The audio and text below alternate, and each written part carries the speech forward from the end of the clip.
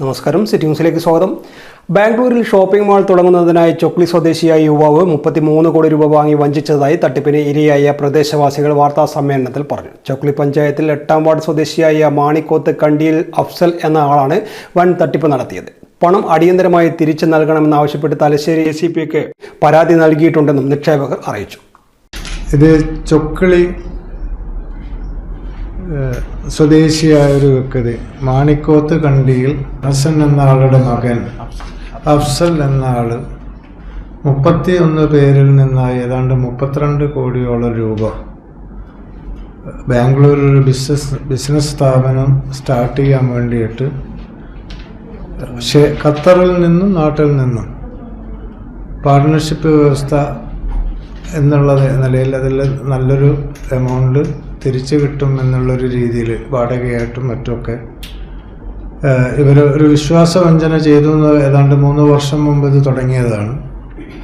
അതിനുശേഷം ഒരു സുപ്രഭാതത്തിൽ അദ്ദേഹം ഖത്തറിൽ നിന്നും മുങ്ങി നാട്ടിലേക്ക് വന്നു. ഇപ്പം നാട്ടിൽ ആബ്സ്കോണ്ടിങ് ആണ്.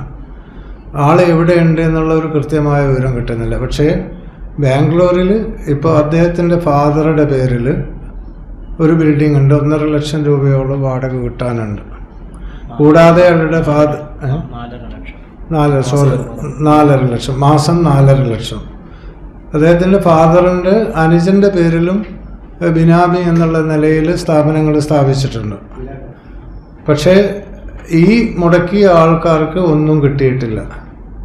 അപ്പോൾ അതൊരു വിശ്വാസവഞ്ചന ചെയ്തു എന്നുള്ള നിലയിൽ ഉന്നത ഉദ്യോഗസ്ഥന്മാർക്കും ഗവൺമെൻറ് തലത്തിലൊക്കെ ഞങ്ങൾ കംപ്ലൈൻറ്റ് ചെയ്തിട്ടുണ്ട്.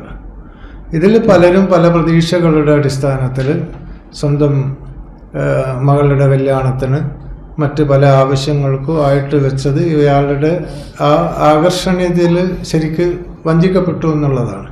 3 വർഷം മുമ്പ് അഫ്സൽ താൻ ബാംഗ്ലൂർ ആസ്ഥാനമാക്കി ഒരു ഷോപ്പിംഗ് മാൾ നിർമ്മിക്കുന്നുവെന്ന് നാട്ടുകാരും സുഹൃത്തുക്കളുമായ ആളുകളെ അറിയിക്കുകയായിരുന്നു. ഇതുപ്രകാരം 15 പേർ 32 കോടിയിൽ പരം നിക്ഷേപിച്ചുവെങ്കിലും ചൊക്ലി പഞ്ചായത്തിലെ 8-ാം വാർഡ് സ്വദേശിയായ മാണിക്കോത്ത് കണ്ടിയിൽ അഫ്സൽ മുങ്ങുകയായിരുന്നു. നിക്ഷേപകർ നൽകിയ പണം അടിയന്തരമായി തിരിച്ചു നൽകണമെന്ന് ആവശ്യപ്പെട്ട് തലശ്ശേരി ACPക്ക് പരാതി നൽകിയിട്ടുണ്ട്.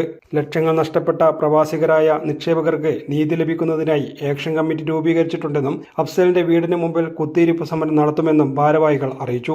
വാർത്താ സമ്മേളനത്തിൽ അബ്ദുൾ അസീസ്, മുഹമ്മദ് അർഷാദ്, PM റഫീഖ്, നിസാമുദ്ദീൻ, KK ദുർഗാപ്രസാദ് തുടങ്ങിയവർ പങ്കെടുത്തു. News desk, city news.